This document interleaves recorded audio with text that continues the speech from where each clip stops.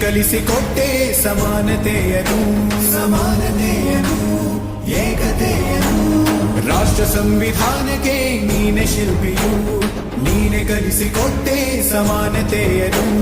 ನಿನ್ನ ಲೇಖನಿಯ ಬರಹ ದೇಶ ಗರ್ಜನೆ ಒಂದು ಮಾತು ಕೂಡ ಭೀಮ ಗರ್ಜನೆ